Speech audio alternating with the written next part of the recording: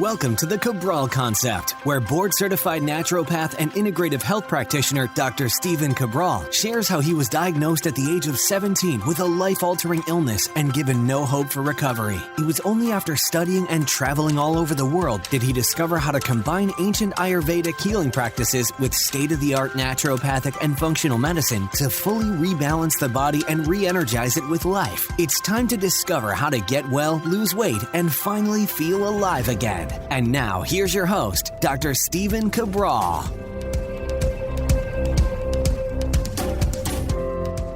Hi, everyone, and welcome back to the show. We are here right now with our second house call of the weekend. Can't wait to get into today's show. As always, we're answering our community's questions, answering wellness questions, weight loss questions, anti-aging, health coaching, and everything in between. So many great questions have come in over the past few years. Many more coming in every single day. Excited to be able to get to them. It really, truly appreciate being able to read these questions because I get to see what is going on with our global health community with people all over the world. So to me, this is a really labor of love. I absolutely love being able to feel like I'm having some part, being able to do some good for our community, even if we're not working one-on-one together. Maybe you're not in the private health coaching program or whatever it might be. Just being able to say, listen, here's where you're at. I see where you're struggling. I've seen this before. This is what I'm recommending. That's what I love to be able to do. So why don't we dive right into today's show? If you're new to the show, we answer our community's questions each and every weekend, Saturdays and Sundays, and have been doing so for about 4 years. So all the previous house calls are at stephencabral.com/podcasts. And before you do write in, if you have a question, I just urge you to search it at stephencabral.com/podcasts, because many of the questions that are written in have already been answered. And I think sometimes people wonder, well, I'm a little different, then the answer is going to change a little bit. It's oftentimes not. Now, you're still, of course, welcome to write in, but what I want to do is get to as many questions as possible. We run about 6 weeks in the queue, so there's so many questions that when you write in, it's typically about a 6-week time, sometimes all the way up to 8 to 12 weeks, but typically we keep it around 6 weeks, answering 12 new questions or more per weekend. So, rather than me going on a rant like I sometimes do, what I'm going to do right now is get right into our first question of our Cabral house call number 2. Okay, Anonymous is up first. What are your thoughts on using Kambo, Amazonian frog secretions, for helping to heal, detox, and strengthen the body, mind, and spirit? Now, this doesn't happen often, but I'll tell you right off the bat, I don't know anything about Kambo. I don't use Kambo, and I can't give you an educated answer. And whenever I can't give you an educated answer, I want to be honest with you. If I give you an answer, I want you to understand that you can trust this answer, that I'm not giving you a diagnosis, a treatment, or a cure that's outside of the realm of anything except conventional medicine, right? The all-powerful and mighty conventional medicine. What we do right now is we look at underlying root causes. We look at answers that may have gotten skipped over by your primary care, etc. So, but if there's something that I don't know and haven't encountered and haven't researched, like Kambo, then I just let you know, listen, this is not my forte. Since I don't use it in my practice, haven't used it, haven't researched it, I'm not the go-to person for that. So I apologize, Anonymous. Darrel's up next. Hey, Dr. Ball. Hope all is well with you, your family, and those attached to Equilibrium. My question has to do with recent pushback to those saying MSG is unhealthy. Seen a lot of people saying that it's not the case and it's gotten a bad rap due to racism and xenophobia. I'm still going to avoid it, but it's an uphill task given my family and friends cook with it. And when I attempt to convince them, they cite articles like below, so-called expert, popular doctors appearing on cable network refuting ill effects. Is MSG really bad or not good for our bodies or overstated in any way? Anyway, keep up the great work. All right. I'm not able to go through your article. Really, what the Cabral house calls are all about is simply giving you my feedback, definitely a second opinion based on my 20 years of work, over 250,000 private client appointments overseen. But of course, I've talked about this before for sure. So MSG, it's controversial. There's no doubt about it, but it refers to monosodium glutamate. So I very well might do a full podcast on this. Let me put it into my notes. I can't promise that, but MSG is toxic for many people. So that's the issue. For a lot of people, they detox it without a problem. And that's why people say, oh, well, it's really no big deal. It doesn't really cause that many ill side effects. You have to understand is that there are not ill side effects if you are not necessarily affected by that product. The same goes for pharmaceutical drugs. The same goes for certain supplements. I was just thinking B vitamins because we had that happen the other day. It was just yesterday on the show. Some people don't do great with higher levels of folate. And we've talked about that because of methylation-based disorders. So yeah, MSG is actually a big issue. It really is. It affects the brain. It affects the nervous system. I mean, it can cause asthma, neurological issues, like real issues in kids. I mean, I've seen MSG do some really frightening things to kids, especially kids that are more on the spectrum, but not necessarily, just kids that are a little bit more sensitive. I've seen it happen with my own kids. If there's some type of modified food starch in something, like a gluten-free product, and we didn't know it, I can just tell that one of my daughters just does not react like herself. Like she throws a tantrum or something like that, which she never does, by the way. Like I have two, this is just like, I'm just blessed with two great children. And obviously they're kids, right? But, the really like off the wall, we're like, who is this child? We've seen it happen a couple times. And it's typically, she was at a birthday party or like one time we gave her a vegan cheese. And it had this, after looking more carefully, didn't say MSG. And that's why I want to do a podcast on this, because MSG shows up as in other products. So anyway, it had a food starch. When I started going deeper, I said, even though this is non-GMO, I think that this is breaking down to monosodium glutamate in the body. And I think it's affecting her. Now, did it affect my other daughter? No. And so it's one of those things. And that's why it's not an all for one. If it affects you, stay away. Even if it doesn't affect you, there's not any pros to it, right? There's no pros to it except the flavor that people like. So that's it. Hopefully that helps. Lal is back. Lal makes an appearance almost every week. All right, but I love it. So no issues at all. All right. Hi, Dr. Cabral. Thank you for your previous replies, but now I have some follow-up questions. I was asking you about Viridian supplements, and if you could please review their products, and you said no. But right now I'm listening to podcast number 1569, where someone had asked about some mouth products, and you said you would put them on your list to look at, and you were making a recommendation list. How do you decide which ones to look into, which ones not? The problem is that I'm from Europe, and we don't get all the products you guys get there, or if we could, the shipping is just so expensive. That's why I was asking about Viridian. They're based in the UK. Also, we get their products in my country, and I think they're high quality, but would really like to hear your opinion because I appreciate you and your knowledge in these things. Thank you for your reply either way, and for all you do. You're helping us so much. Have a great end of the week, everyone. Thank you, Lau, for writing in. Lau, I get where you're coming from. I can't give myself any more work. I work all the time. I really do. I work a lot of hours. And I'm full tilt. That's how I live my life. That's why, I make sure I get my sleep. I make sure I take my supplements. I make sure I do my exercise. I make sure I do my recovery because I'm all in with family and I'm all in with my work. I have very few hobbies. I know people don't always like to hear that, but there's two things that I'm super passionate about, and that's my family and that's my work. And so, I love my life and that's what I want to do. So if I want to do other things, well, then I would do other things. And I recommend that to others as well. We all have our own life and we have to live it to the best of our ability. So there's kind of like one other thing that's a hobby of mine that I truly do love that now as well. And that's archery. I've just gotten really into archery. What does that mean? Well, it means like 3-4 times a week. I'm out there shooting with my bow. Am I doing it for that long? No, because it doesn't happen until my girls go to bed.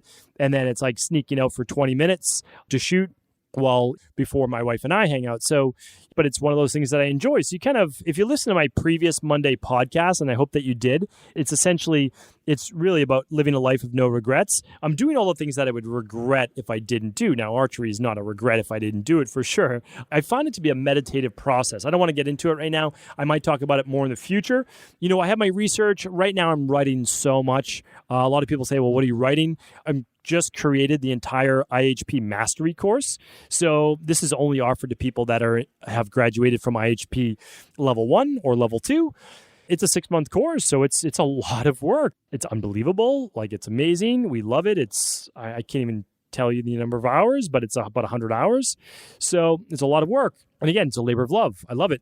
And then next up, I'll be creating, a lot of people don't know this, but I'll be creating specific courses on all sorts of different health ailments. So you want to go deep on cardiovascular, you want to go deep on blood pressure, you want to go deep on inflammation, you want to go deep on thyroid, female hormones, male hormones, you want to go deep on sleep. Well, I'm going to create something for that. Nothing has ever been done to my knowledge like this. So it's a lot of work. And so when someone says, hey, can you research this for me? It's not that I don't want to. Of course that I want to, but I have 100 people a week ask me about that, right? Like I get over 300 emails per day. That's not an exaggeration. Those 300 emails per day. And I get hundreds of direct messages across all social media. And I'd love to look at them. But again, we have to look at the math. Every once in a while, every couple months, I talk about this. Let's say that I just spent 3 minutes. That's it. Let's say I spent 3 minutes responding to, so 1 minute to read all of the emails and messages and 2 minutes to respond. Okay. So that's 3 minutes times 500 a day. That's 500 touch points over social media and emails per day. All right. So 500 times 3, well, it's 1,500, right? So 500 emails, social media messages times 3 to give a good response to people they want. Some will take 5 minutes, some will take maybe a minute. That's 1,500 minutes, right? So let's divide that by 60 because that's the number of hours that would be. Well, it's 25 hours a day, right? It's 25 hours a day. And let's say I put in a good 8 to 10 hours of work per day, which I do. I used to work 12 hours a day. So now it's more family time. That would take 3 full days of, that would take a day of working straight through with no breaks, no anything. And that was shaving off 1 hour, right? So that's why, Lal, I can't do it. If I said it for someone else, it's not like I said anything that I didn't mean or whatever it might be. It's just that I can't. So here's what I do say though. When you look at equilibriumnutrition.com, that's the site that I founded. That was basically taking my Boston practice and putting it online. So what happened was we started seeing 20,000 client appointments a year. I mean, again, this is no ego at all. Nothing had ever been done like this in all of New England, maybe in LA, maybe in New York, but we're seeing 20,000 people, 20,000 appointments a year. And we're totally maxed out. So it's like, well, what do I do? Do I open up more locations?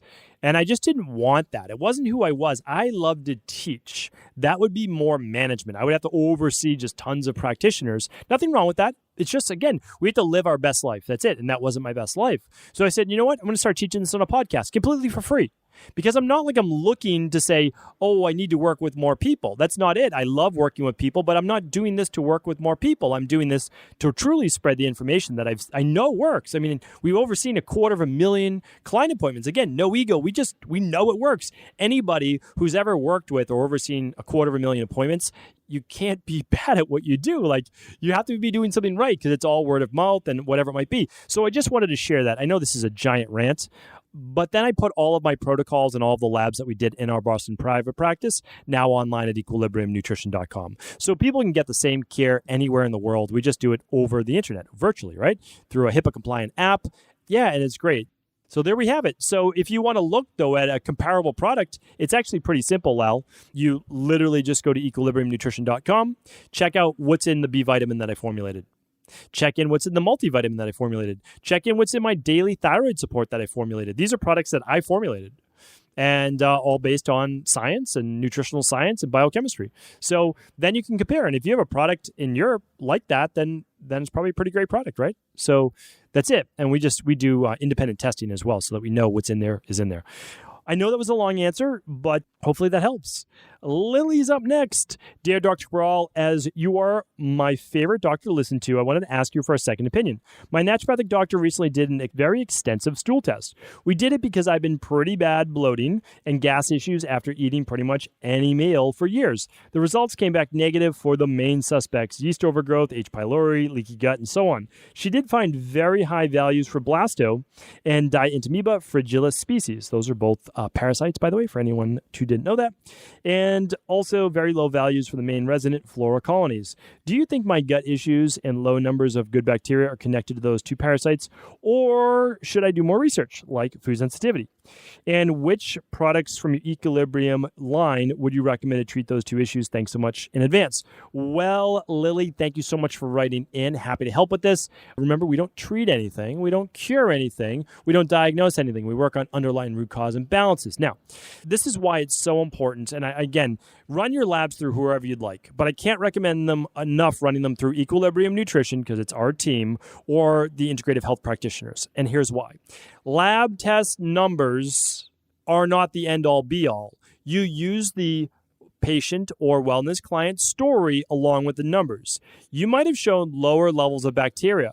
What we would have done is looked at the extensive stool test and said, oh, yeah, you have low numbers of bacteria, but even with those low numbers of bacteria, you actually have higher but low numbers still of more of the, let's say, bifidobacterium-based species that actually is, to a degree, a level of small intestinal bacterial overgrowth because of the imbalance. There's not a massive overgrowth, but there's actually an imbalance between, let's say, the lactobacillus-based and the bifido-based. So, that's why, again, it's labs matter, but you want the right practitioner reading that lab, right? Because that's how you get the protocols. So, and just remember, yeast is not it's not indicated very well on a stool test. You want to run that on an organic acids test. We call it the Candida metabolic and vitamins test. So, you can do a couple things. You could run the Candida metabolic and vitamins test and IgG food sensitivity test through Equilibrium Nutrition. Of course, you work with one of our practitioners. You get a plan for you. You get educated on what those results mean. Or you could decide, if it's up to you, if it fits right for you, begin the CBO protocol that we offer there, and then add the citricidal drops to it. Begin using that daily nutritional support daily. It's not a personalized plan for you, but it's at least a good place to start to begin to rebalance that gut. And then after you're done with that 12-week plan and reintroducing foods, because you get a whole diet plan with it, then you do the CBO finisher. Because if you're getting bloated after every meal, I've done lots of podcasts on this. I would love you to go to stevencabral.com and /podcast, click on the digestion image at the top. It'll show you my different protocols. But if you're getting bloated after every meal, it's not just parasites. Yeah, absolutely. I mean, you could do the parasite protocol, do an intestinal cleanse, do the CBO protocol with the citricidal, do the CBO finisher if you feel like that's the right fit for you. But, and this is a big one, remember that a parasite is probably not going to cause this level of bloating after meals. If it happens after a meal, it's not really the parasite, right? Parasites are an issue, but what can be happening is there's still an imbalance of bacteria in the gut, potentially even a yeast-based overgrowth. So that's what I recommend. Hopefully that is helpful. All right, we're going to get to one more question today because, believe it or not, right after this, I'm going to hop on to an IHP mastery workshop, and I want to make sure that we are good to go with the team. So, again, practicing what I preach. We're always in it, always teaching, and love it, and very grateful to be in this position right now. Kareem is up next, or Karim. Hi, my daughter is 19, and she has her period with the help of hormone replacement therapy, both estrogen and progesterone. She didn't start her puberty, and I was worried. So when she turned 15, I took her to the doctors. They referred her to specialists. They put her on pills, and I'm not keen about them long term. She was also born with only one ovary. Do you think there is hope for her to come off hormonal therapy and get her period naturally? I don't know what else to do. Also, if she does complete the hormonal test, would she have to come off the hormonal therapy in order to get accurate results? Kareem, great question. I don't know if it's Karim or Kareem, so I apologize. What I'd like to say is this, is certainly having one ovary could affect your daughter's hormonal health overall. However, there might be something else going on, right? There could be a toxicity issue. There could be an inflammatory issue. There could be multiple issues. So what I would recommend is actually running the starter kit plus the stress hormones mood and metabolism test. If you're able to afford those, that's what I'd recommend. And we're not going to have her come off the hormonal therapy because that would have to be okayed by your primary care or your endocrinologist, whoever has her on those, okay? So what I would say is we're going to run the lab while still on them. That's okay. If she has a normal cycle, if she gets a cycle, then what I would say is you're going to run them, again, the directions will say this, days 19 to 21, just one of those days you'll run it, especially if she has a little bit more symptoms. So we'll be able to look at that. And then, it's, again, I don't know, but there is potential that over time, if there's other imbalances, we rebalance the body and she might be able to come off those hormones and they may have jump-started as well her own natural cycle. I don't think that you did anything wrong at all. And obviously you're trying to help out your daughter. And you know what? This might be one of those instances where conventional medicine is the right formula, right? That this is the right thing to do. So, and I'm not saying that it's not. So if this is the right thing to do, then we also just need to know that we're mitigating any issues. And that's why probably doing a detox every 12 weeks would be great, right? Probably getting in more cruciferous vegetables like broccoli, or taking something like estrogen balance to help with any estrogen dominance. Really looking at gut function, really looking at making sure there's no constipation. And all of these things are going to be helpful as well. So Kareem, thank you for writing in. Appreciate you. Thank you for all the great work that you're doing in your own life, spreading the message to your daughter, and really, I'm sure those in your community as well. So thank you so much. Appreciate you, everyone. Take care, and we'll be back tomorrow with the start to our week, which is always a Mindset and Motivation Monday. I hope you tune in. Hope you had a great weekend. And of course, if this was helpful, please do feel free to share this show with anyone you believe it could serve. Ever wonder what the best sauna, blue blockers, sleep trackers, wake lights, salt lamps, or other health gadgets are? Or what about the top non-toxic mattresses, sheets, soaps, bath products, toothpaste, and cookware? Or would you like to know the cleanest choices for hemp hearts, meal delivery services, supplements, and much more? I personally curated, researched, and now created a resource page of all of my top picks that continues to grow each week. These are the exact products I use in my own life, with my family, in my private practice, and they're the ones I trust. To find out all of my up-to-date recommendations and all the details, simply head on over to stephencabral.com/resources.